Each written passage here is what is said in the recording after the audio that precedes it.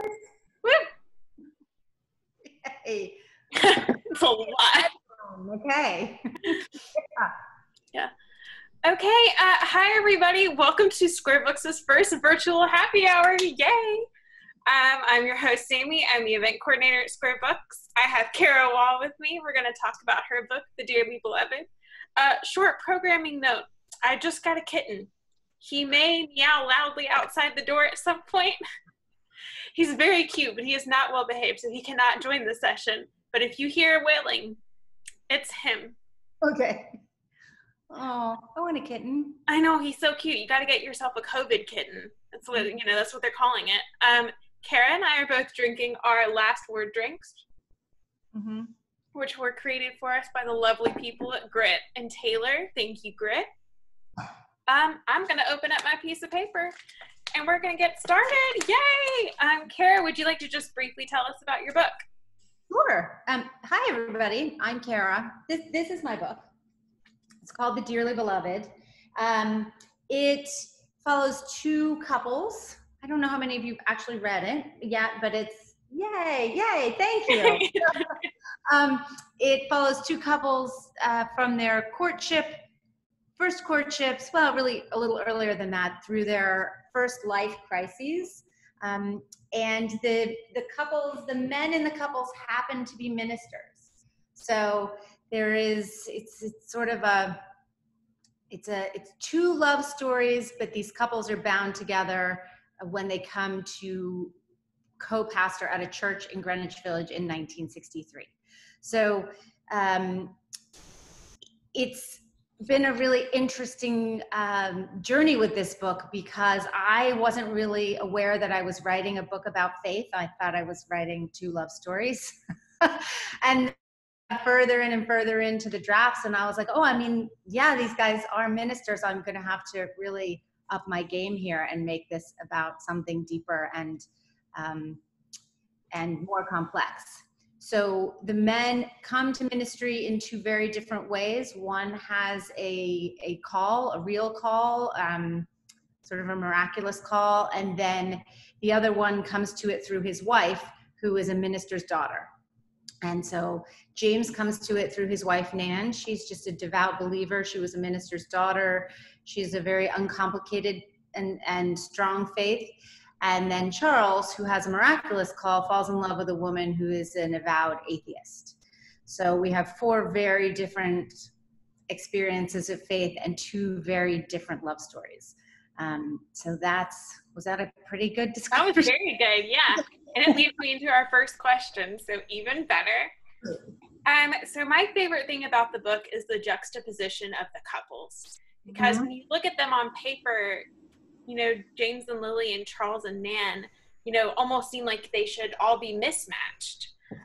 Because two of them are very devout people, and then two of them are people who are a little more practical. How did you decide on the pairings for them? Whose voice spoke to you the most? I'd love to hear about that. Okay, so I didn't consciously think up these characters. These characters really came to me fully formed. When I write, it's always character based. I was reading something about Elizabeth Gilbert the other day, and she says that her books are always, the first ideas for her books are always a place. Mine are always people. And the four characters in this book are actually based on the two ministers I grew up with. Oh. Very loosely. So I grew up in a Presbyterian church in New York City, and we had two co-pastors. One was very, very tall. One was very more fiery. And so the story is loosely based on that. But the real life stories of the ministers are very different than the ministers in the book. But so physically, the characters came to me out of real life. And I don't know, I knew that Charles was going to be the minister who's, I can't really say that, who was going to have, whose son was going to be ill in some way.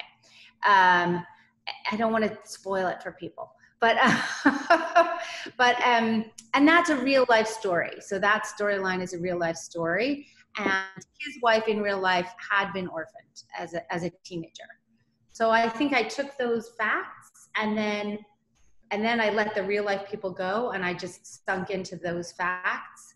And so that's how Lily and Charles came to be together, because as I explored Lily and her tragedy, the tragedy that happened to her. This is not a spoiler to say that she was orphaned. It's on the back of the book. And you learn it like in the first 5 pages of the book. So that took her to atheism.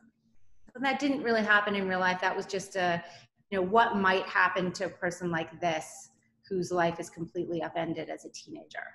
And that's how she got there. I did have a moment when I was revising where I was like, maybe Lily should have married James, but they didn't.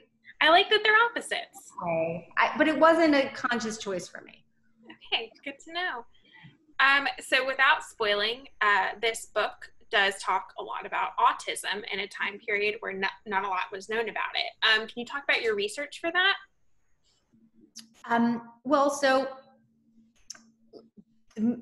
Growing up in my church, there was a boy who was a young man at that time who was autistic. And we used to go visit his family. And I didn't know him well. I was very young, but I remember him pretty vividly because he was so different. I think he was one of my first experiences of being with a person who really was so completely different than everyone else I had met. But he was lovely. And so real in a way that some of us, as we get older, it's harder and harder to be in life. So he really stuck in my mind. I was also a teacher for a long time. And so I dealt with kids who had learning differences and counseled parents about the best way to get some treatment and whether they wanted to treat the issues or not. So from those 2 real life experiences, then I just read a whole bunch of books. I mean, there are some really great books about children with autism. And even when I was researching almost 15 years ago, there were some really great first person accounts. So there were people with autism who were writing books about their experience. So you did your research 15 years ago. How long have you been working on this book? I started it before my daughter was born. I started when I was pregnant with my daughter, and she's about to turn 16. Wow. Dedication. I worked on it on and off. Life interrupted it at various points in time. But I will say, I'm sorry, I don't think I answered your question directly. At the time of this book, there was very little known about autism. Mm-hmm. And the women, mothers with autistic children were often children were thought to be schizophrenic, mm-hmm. and children with autism were thought to be schizophrenic, and it was all blamed on the mother. So it was a very difficult time for this, and there were absolutely no public school options for these children. So one of the things that my church did in the 60s, 70s, was to start a public school for autistic children in our church building, which is still there today. That's awesome. So, it all came out of my real life, and then I did the book kind of thing. But there is not that much to research at the time. Mm-hmm. So I tried to stay as close to that, we don't know what's going on, as possible. Okay. So my next question is also sort of related to mental health.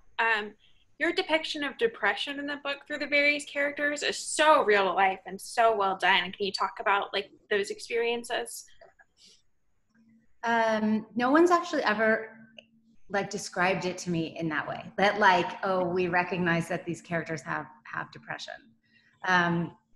I think that, and I don't think that I consciously wrote it that way, mm-hmm. but I just tried to physically inhabit their beings, and this sense that you just kind of get frozen in moments in life, and there's a big disconnect with what's going on and what's going on inside of you, and it makes it almost impossible to function in the real world, because what's going on inside of you is completely different than what the world expects you to be doing.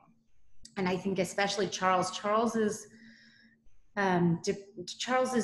loss, sort of his faith journey takes him through a real trough of depression, and he becomes very silent and withdrawn. And that was part of the hardest part to write, because characters who are depressed, when you're inhabiting them, don't want to tell you anything. They don't talk. Oh, this is what's happening with me. It took me a long time to really isolate and sort of crystallize his, you know, the like splinter, that like the little shard that was like creating all the splinter and all the fractures in his psyche at that time. But then I got it, and then I could get him out of it a little bit. So that was good. But no one's ever actually said it in quite that way. Who else do you think is depressed in the book? I think Nan definitely goes through a portion of depression. Not to spoil things, but she finds out something that makes her sad, and so she has a hard time reconciling with it. It's hard to talk about the book without spoiling. I know a lot of you have read it, but I'm trying to be so cagey. Wow. And I definitely think Lily goes through a period where she is kind of locked into herself.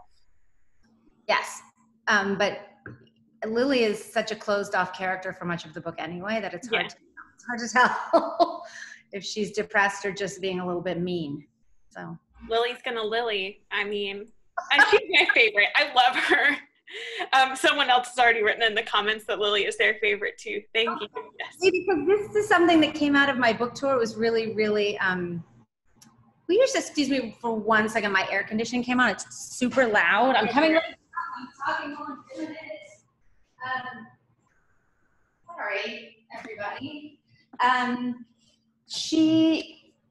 When I went on book tour the first time, people would be like, well, who do you like better, Nan or Lily? And I was like, well, what do you mean? It would become really clear that everybody in the room had chosen a side. Oh.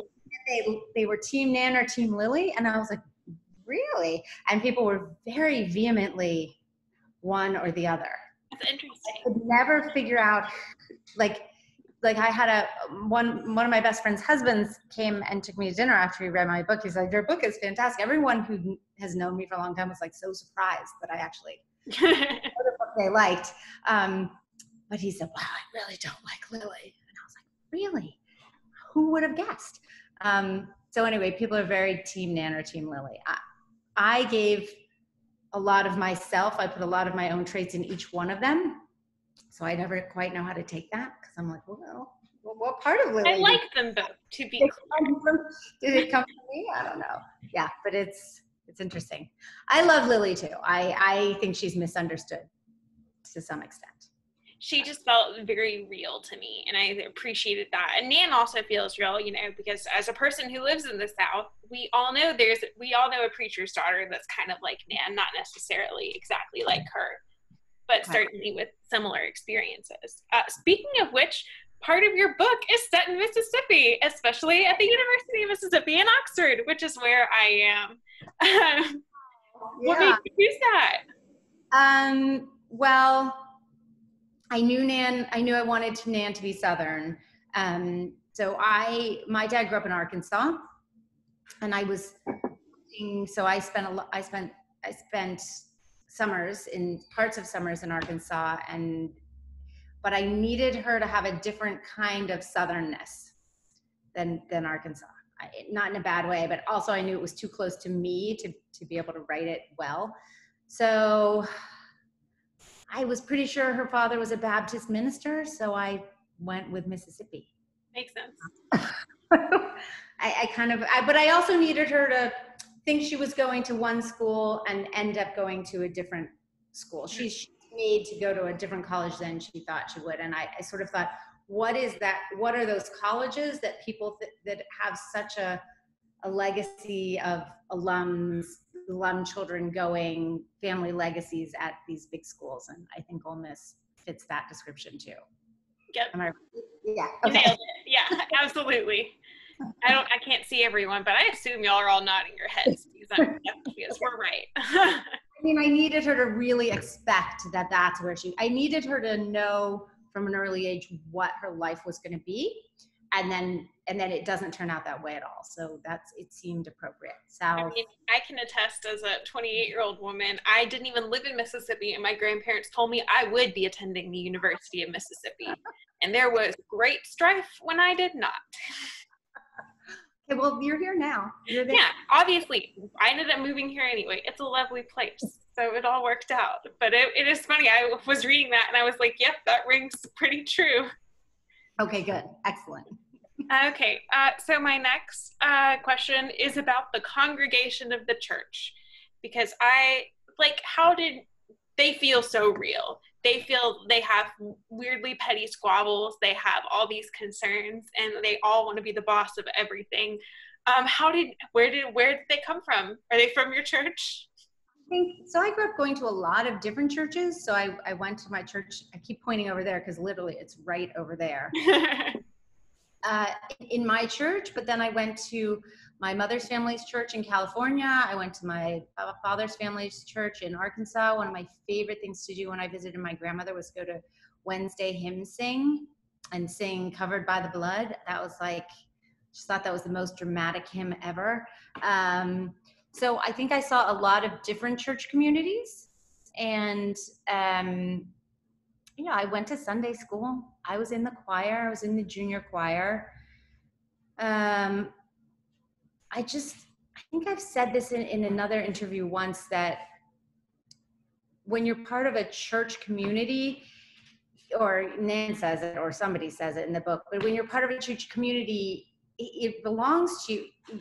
It's one of the most important places in your life, right? So it's your faith home, and it's your spiritual home. And so you want to make it as good as it can possibly be, but you're not, it's not like a family group or a school group or something where you don't necessarily choose it consciously, and anyone is welcome. So then you just get a lot of different ideas of what the best direction for the church would be.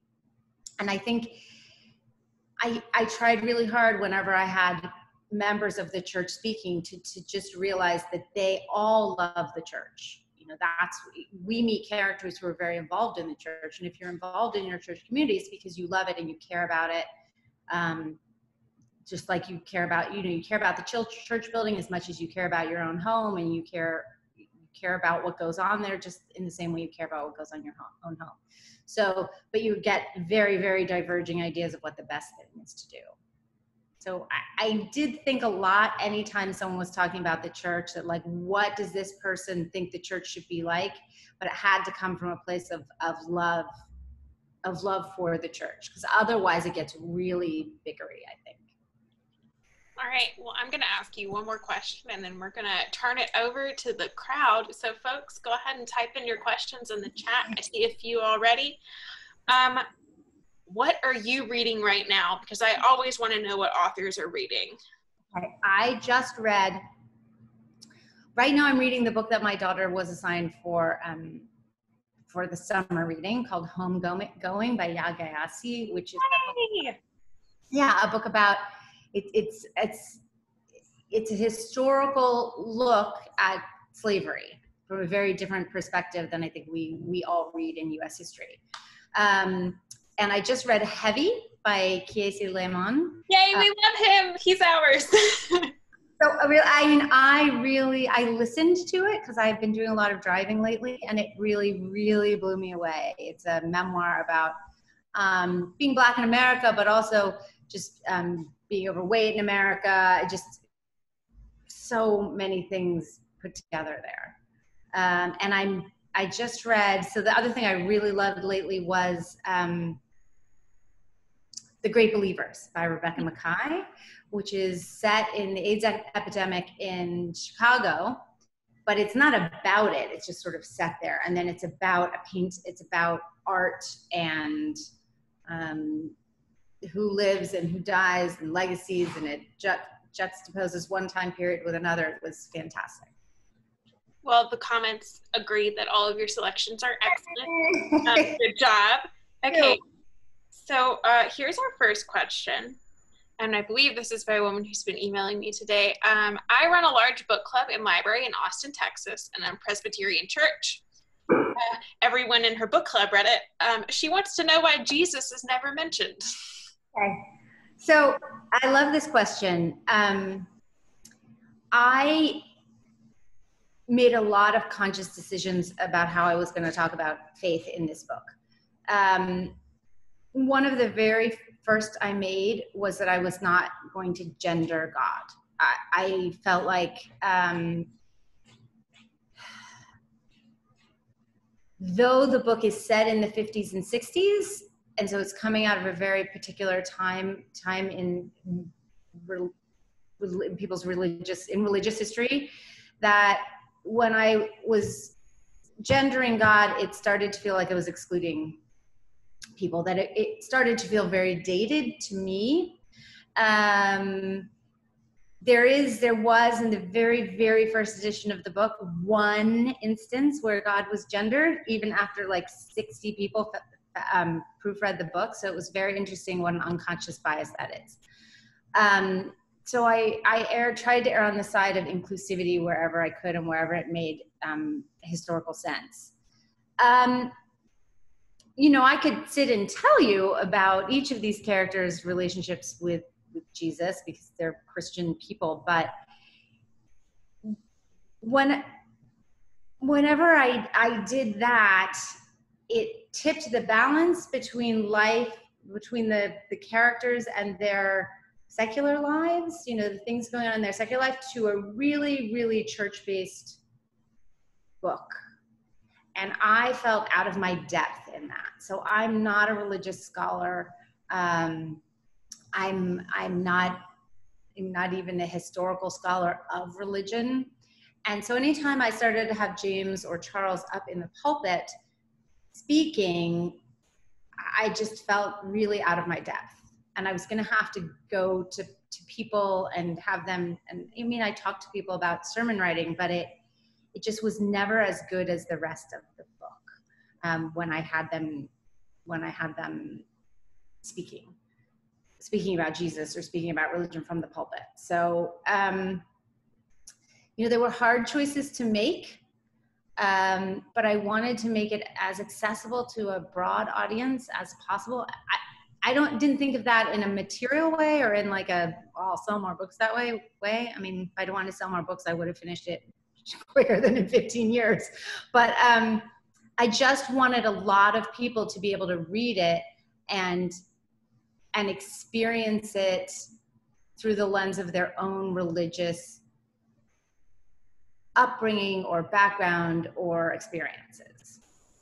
So I know that a lot of people in church communities feel pretty, are disappointed that there wasn't more of that in the book, but there was in previous drafts. So I just sort of made that decision, but it was a conscious decision, if that helps. Maybe it makes it worse. I don't know. Everyone in the comments is pretty for it. I'll tell you personally as a reader, and someone else just said this too, the book is religious without feeling preachy, and that is such a hard line to get, and I appreciate that, and I think it's always good when we can be inclusive and accessible and historical lit, which is traditionally kind of a storied place where they don't include a lot of that.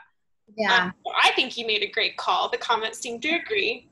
Okay, good. So our next question is, how did your book evolve over the 16 years it took you to write it?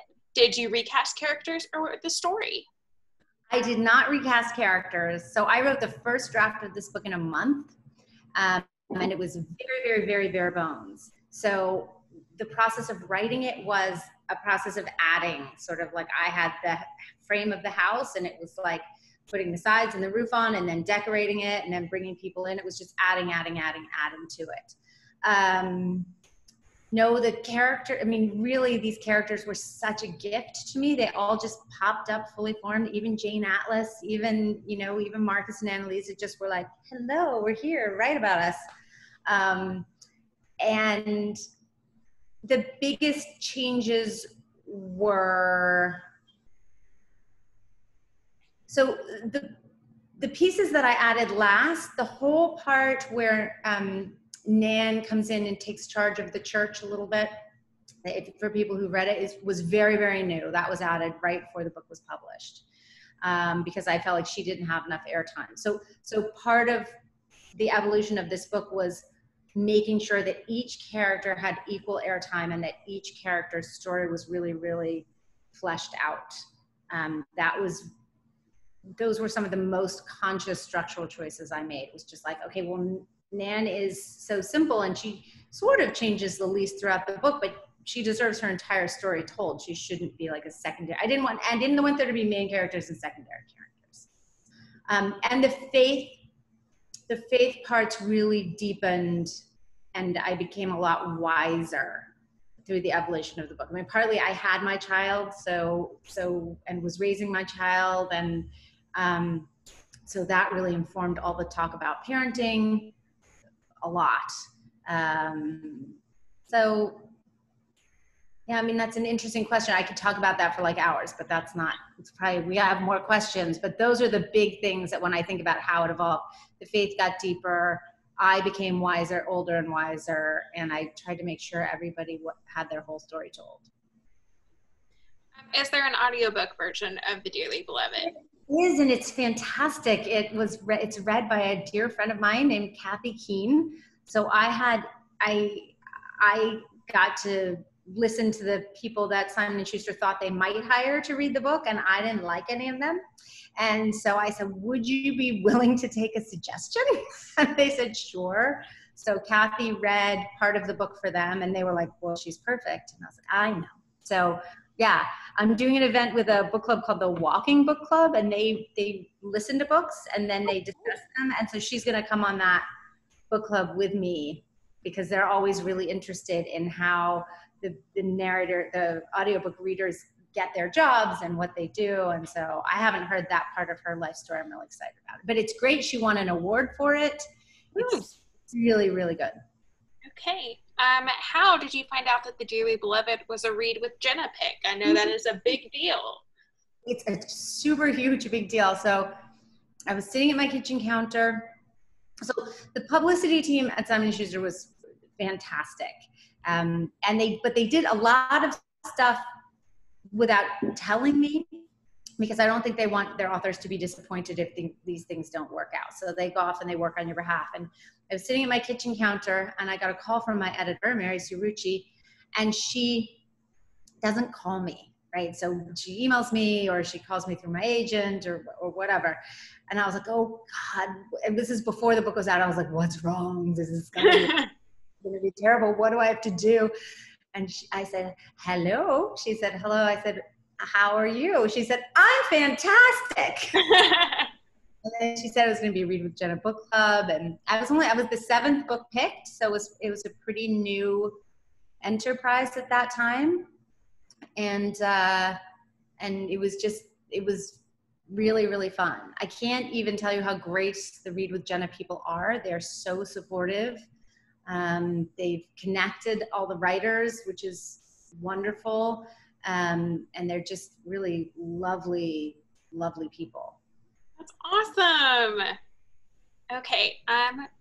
So a lot of people are asking book club questions. You know, we're a little book club.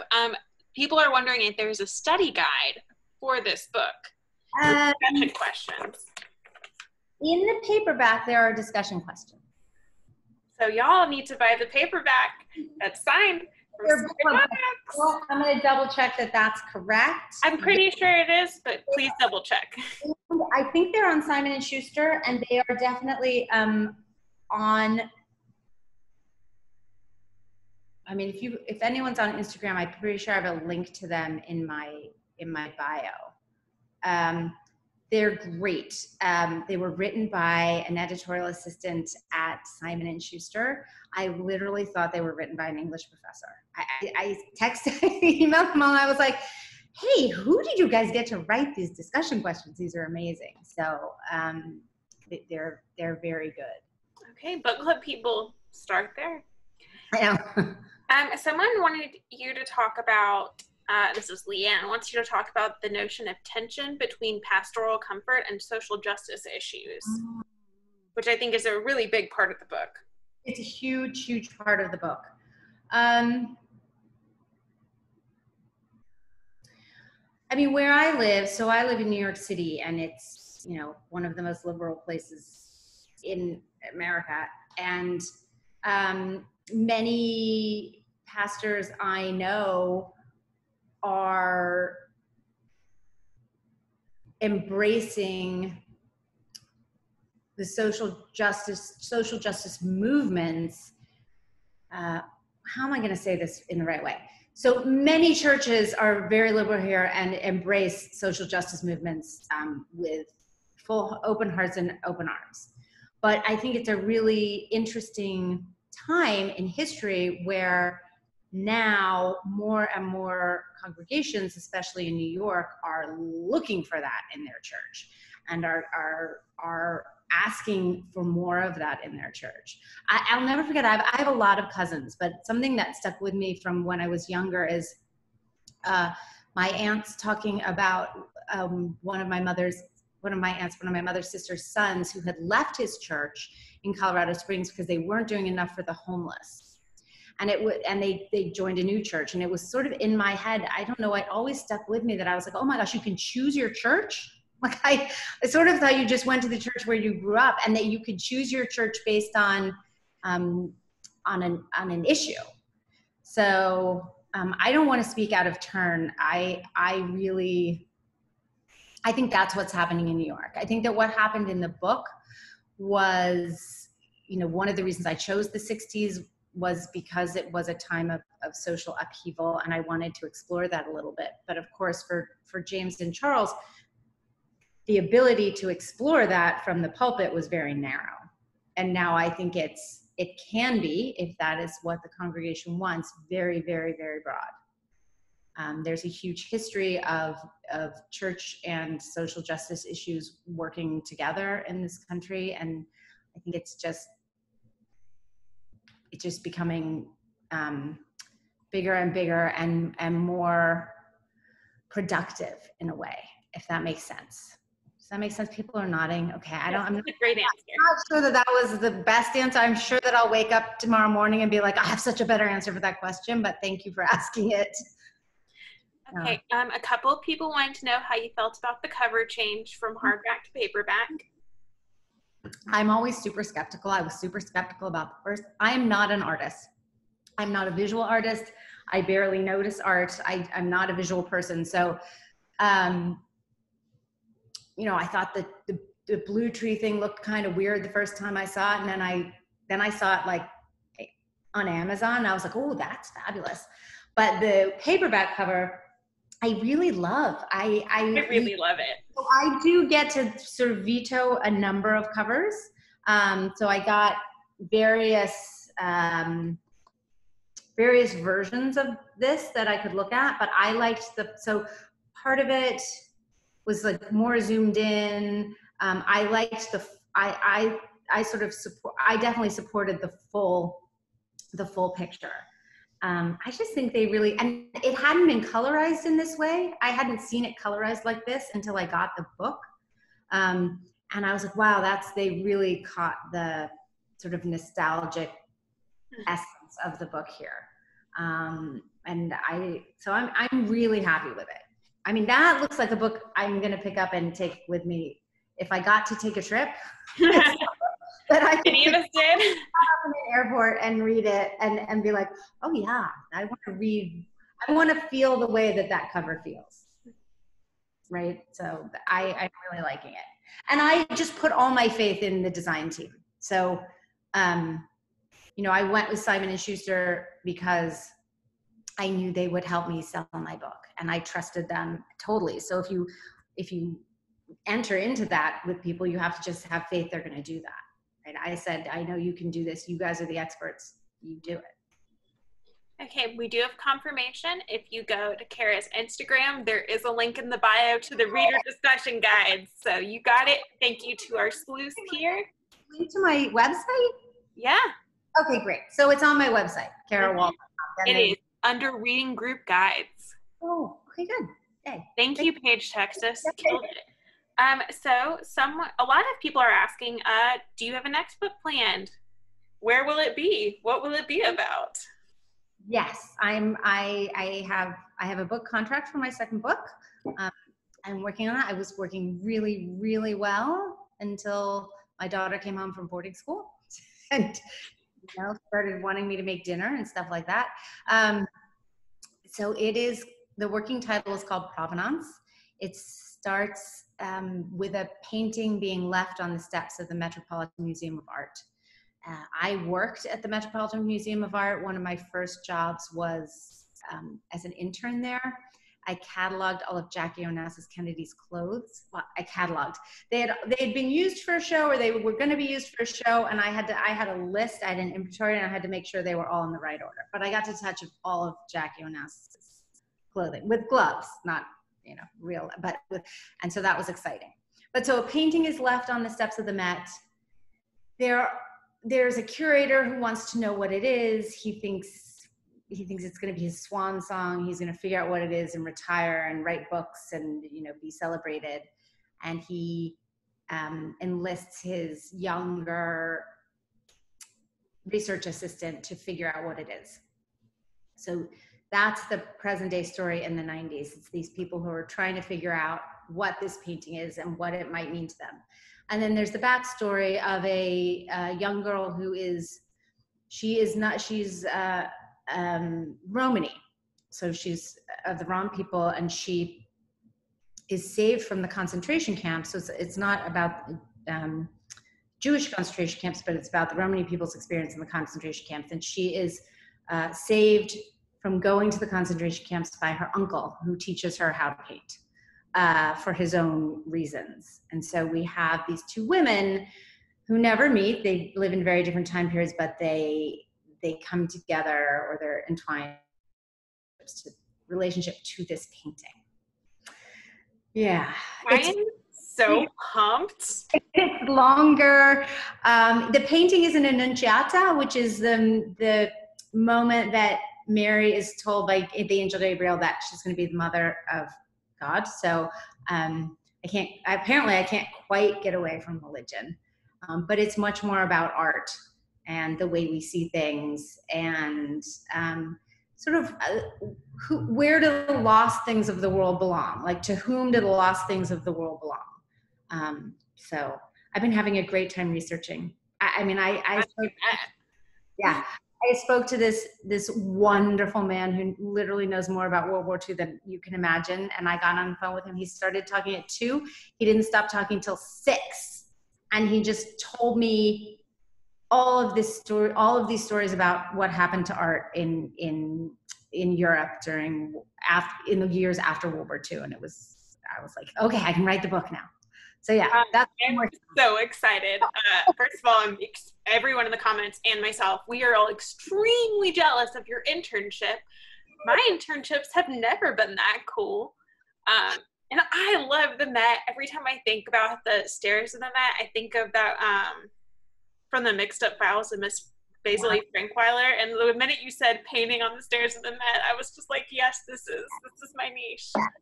So I spent that entire summer, I interned in the basement, because every schools are in the basement. I literally emerged on the last day of my internship, and I think the women I worked for were like, you're still here? Like, oh, we haven't seen you all summer. But it was air conditioned, so it was good. We'll take that. Okay, guys, we have time for like 1 or 2 more questions. Let me see. A couple people wanted to know about New York as the setting, if you've got anything to extrapolate on there. Yeah, so I grew up in New York. I grew up in New York in the 70s, and it was a very, very different time. And I grew up in New York and London. So the parts of the book that are set in London are also based in sort of real life. And I love New York, so I tried to get away from it. And I every move from when I went to college, every move I went to California for college, and then every move brought me closer and closer to New York. And now I live 2 blocks from my parents. So I came back, but I really, really, really love it. It was interesting when I was telling a friend of mine the setting of my new book, and he was like, well, that's a wonderful choice because it's really going to establish you as a New York writer. And I was like, well, what else would I be? What else am I going to write about? I don't know. So it really has such a soft spot in my heart. So I think, I mean, I guess I could write a book that wasn't set in New York, but we'll see if that ever happens. I don't know. Yeah. Okay, y'all, any last minute questions? Let me once again plug our good friends at Grit Taylor. Love them. Cocktail.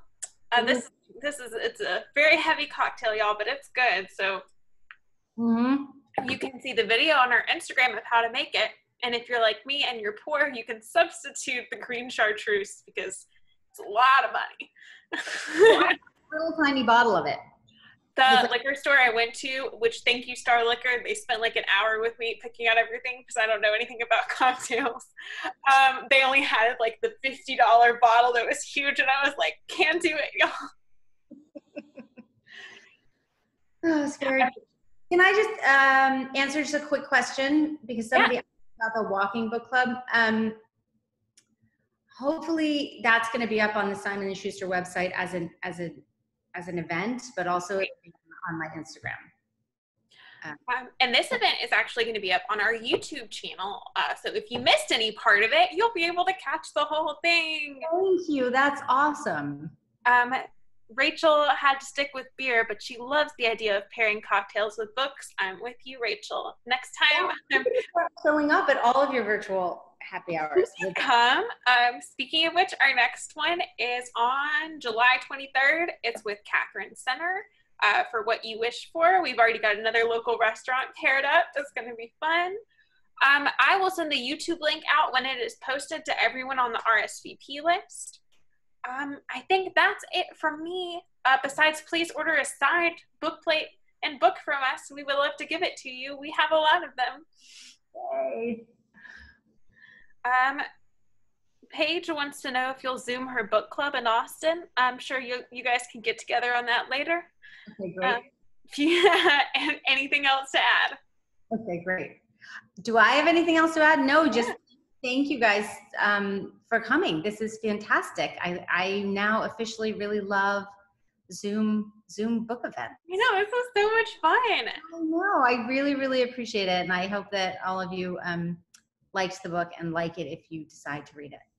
Okay. And maybe when the next one comes out, I'll come to Square in person. Yes, we would love to have you. Yeah, anytime anyone writes a book that mentions Oxford, it's like a flag shows up on our radar and we jump on it. So we'd love to have you sometime for sure. Final question is, do we know a date for the next book? Do we have a release date yet? Well, officially, the placeholder date is, I think, fall 2022. I'm looking at my agent who's in the corner. Yes, fall 2022. Yes? Yes, okay, officially. We'll see what happens. That's what I'm working towards, yes. Great, good deal. Well, everybody, thank you so much. We had the best time with you. Cara, come back to Virtual Happy Hour. We'll be here. I'll ask really tough questions. Do it. I would love that. Okay, good.